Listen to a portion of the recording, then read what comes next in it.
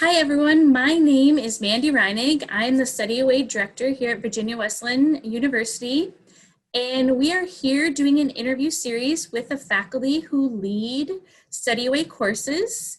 And I am here with Dr. Doug Kennedy, who leads one of our courses. Welcome, Dr. Kennedy. And my first question for you is, what is the title of your course? Where do you take students? And when did you first start taking students there? Okay, that's a three-part question. Well, It is. thanks, Mandy, for giving me the opportunity to speak to you. I'd love to share information about my class. So my class is SRM, Sport and Recreation Management 348, and it's called Maui Sea to Sky, Adventure Travel's Impact on Culture and the Environment. The course is sort of has two components to it. It's offered during January term primarily. And we spend the first part of the class in the Hampton Roads areas, looking at different outdoor recreation areas and how they impact the environment and who uses them and the economics. And then we go to the island of Maui in Hawaii, and we work with folks there to look at a lot of the same components. And so we apply the educational component of class, the classroom, the theory, to actual application on the island of Maui. Sounds excellent. I've actually been doing the course for a little over 30 years. I got to Virginia Wesleyan in the late 80s.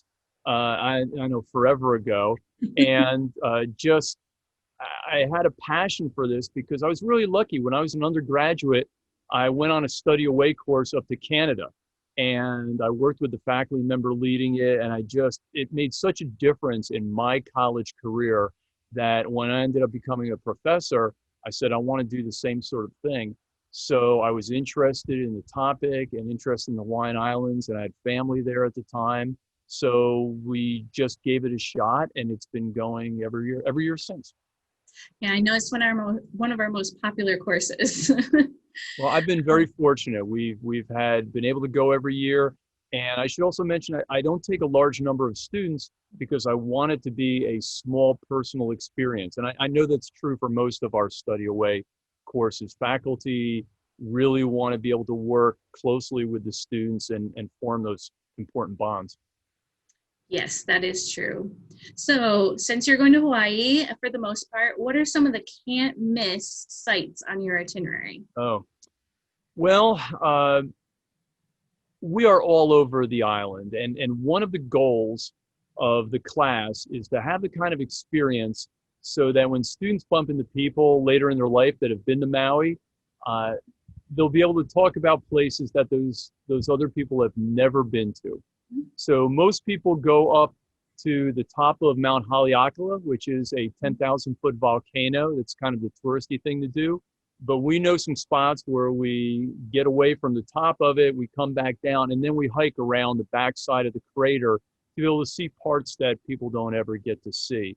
We also work with some local contacts and very close and dear friends that run a farm out there in conjunction with the National Park Service. So the students get out and they get dirty actually farming. We also work with the state of Hawaii in a national area reserve, and it's actually a lava flow. We hike through the lava flow to get out to the coast, and we do some snorkeling. And if students don't know how to snorkel, we teach them. And that allows us to go and see the reef and see the impact that global warming and other factors are having on the reef. So it's really for us about getting off the beaten path. That sounds awesome. All right, in line with that, can you tell me about a memorable experience from one of your past courses? You know, for me, and I saw this question and I was thinking about it, and it's really interesting. When you've been doing this trip for so long, there have been a ton of memorable experiences. I've really been lucky. I had people one year got engaged on the trip, and I'm happy to say they're still married. But we've seen some amazing things. I mean, we have seen nature in the kind of splendor you couldn't ever imagine, and we've made close contacts. But for me personally, one of the things was one year, it was after 9/11. So it was January, and so 9/11 had only happened 3 or 4 months earlier. And I had a student on the trip who was also a photography major. And on the trip, she was very quiet and she took a lot of pictures. And when she finally and it showed me some of her pictures, they were digital and all. And I just told her, how beautiful these pictures were. And she burst into tears. And I thought I had said the wrong thing. I really did. I didn't know, did I not compliment her the right way or something? And, I asked her what was going on. And it turned out, and I didn't know this, it turned out that her father was in the Pentagon on 9/11 Oh. and was a victim of that crash. And she told me it was the first time since that tragedy that she was able to get outside and just forget about everything that happened and be able to just study nature, take pictures, think about the topic of the class, and just remove herself. And I think that's what travel does, whether it's my class or any other class. I think that if you allow the travel to change you, it will, and it'll make you a better person. So for me, it was a reminder then, and it's been a reminder since, of everybody brings something different to a travel course. And if they allow it, it can make a real big impact in their life. So for me, that's my big memory. That's a pretty good one, and lets people put things in perspective too. Yeah, for sure. So what will students learn by participating in your course? So it's a great question. So one of the things we think about with adventure travel is we're not talking about the kind of travel where you go someplace and sit by the pool and drink daiquiris. We're talking about adventure travel where the students are out hiking and snorkeling, and they're actually working along in the fields. We work with local business people as well to talk about where their products are coming from and what they do with their waste. So what the students really are going to learn is, when we're travelers, what are the pros and cons to that?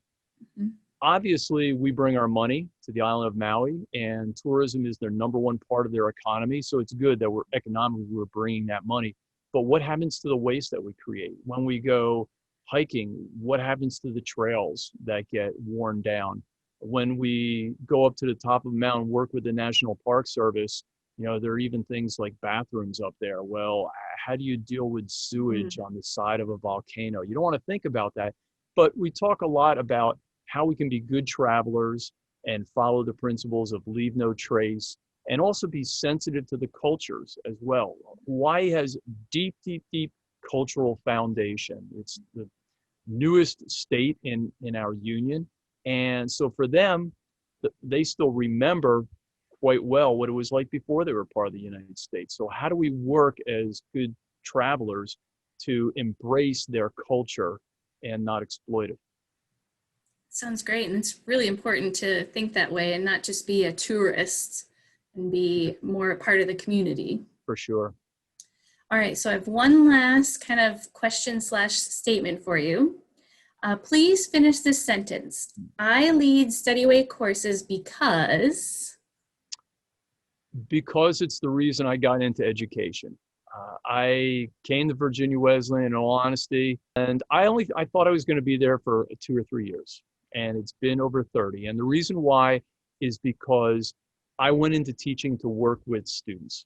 And when I lead these trips, I get to surround myself with students outside of my major. I get to see the wonder of students when they discover new things. It allows me to really connect with them. And I feel so fortunate over the years that you could probably show me any name from any year, and I could close my eyes and remember what those people look like. And some of those people that were on my trips are still my friends, became my lifelong friends because of that experience. So for me, it's the reason why I went into education. That's excellent.